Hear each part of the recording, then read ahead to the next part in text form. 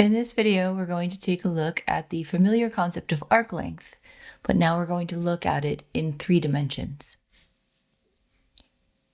Arc length is going to measure the total distance traveled along a curve, and we'll see that just like in 2D, we can estimate or approximate our arc length using lengths of segments.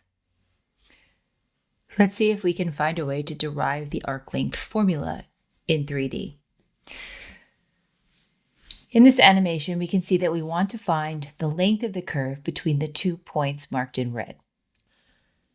We can connect the points with a series of straight line segments. This will give us a very rough approximation for the length of that curve.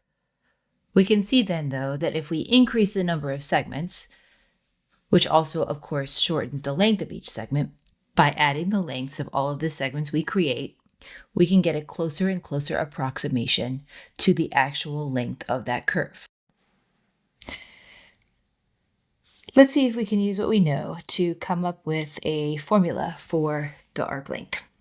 So if our curve is given by the expression r of t is the vector x of t, y of t, c of t, what we want to first examine is the length of a segment, an arbitrary segment that connects r of t to r of t plus some small quantity delta t.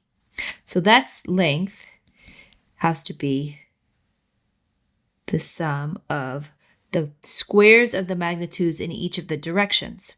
So in the x direction, our magnitude is x of t plus delta t minus x of t, all squared. In the y direction, our magnitude is y of t plus delta t minus y of t, all squared. And in the z direction, our magnitude is z of t plus delta t minus z of t, all squared. All right, now that means that our arc length is going to be a sum of n different lengths of segments. So our arc length is going to be the sum from I equals 1 to n of a whole bunch of these lengths. So I'm just going to copy that and paste it here for us so I don't have to rewrite it. Okay, so now we're going to do a little bit of a trick. We're going to do an algebraic trick where we multiply by 1. I'm going to multiply this expression by delta t over delta t. You'll see why in a minute.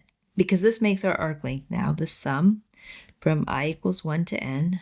I'm going to move one of the delta t in the denominator into my square root. When I do that, I have to square it. So now I'm going to get x times t minus delta t minus x of t all over delta t, and that whole quantity is squared, plus y of t plus delta t minus y of t over delta t, all squared.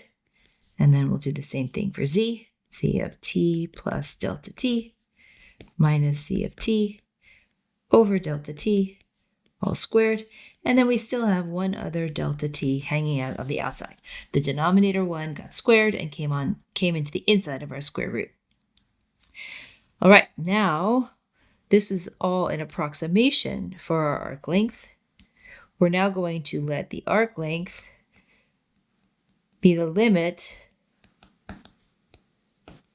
as n goes to infinity of this sum right here. I'm just going to call it S for now, so I don't have to keep rewriting that entire thing.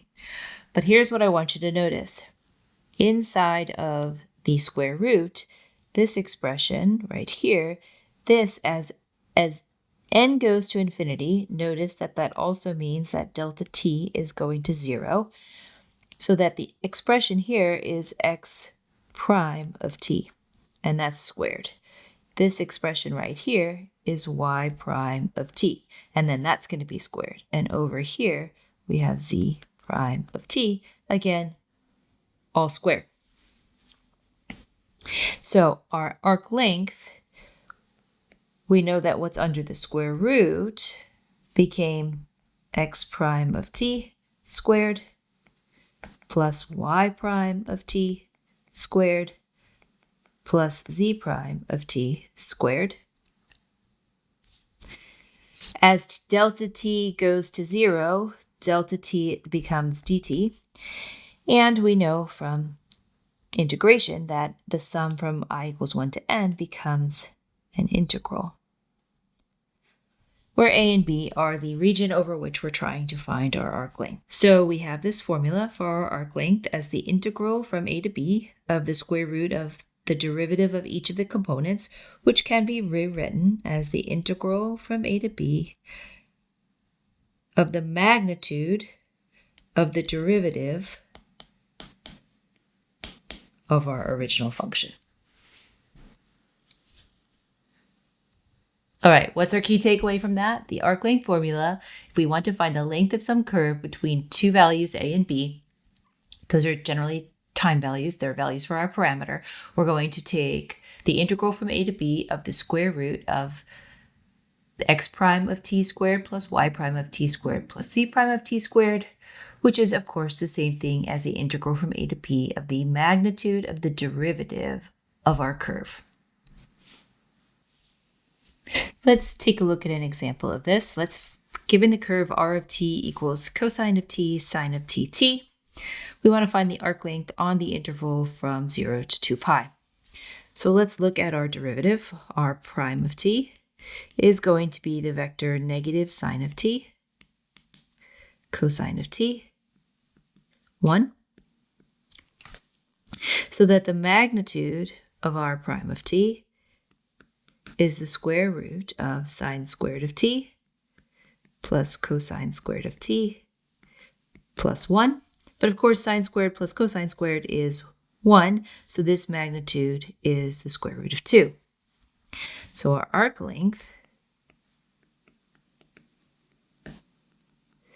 is going to equal the antiderivative from 0 to 2 pi of the square root of 2 dt, which is just the square root of 2 times t, evaluated from 0 to 2 pi.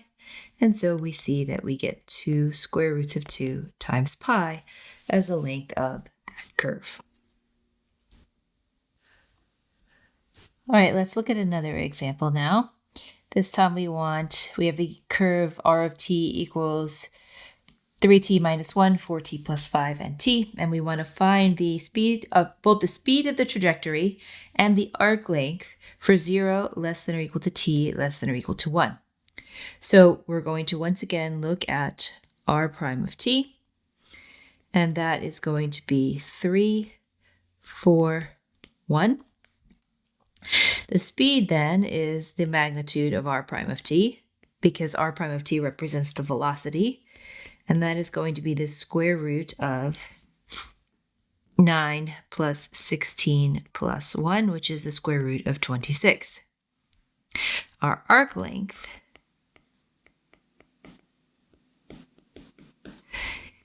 is going to be the integral from 0 to 1 of the square root of 26 dt, which is the square root of 26t from 0 to 1, which is the square root of 26. We're going to add on to that problem a little bit. Notice here that I've now got the additional problem, r of t, down below here. R of t is this new function, 6t minus 1, 8t plus 5, 2t. And here we're looking at from 0 to 1/2. So at first glance, these curves appear different, but let's look up above.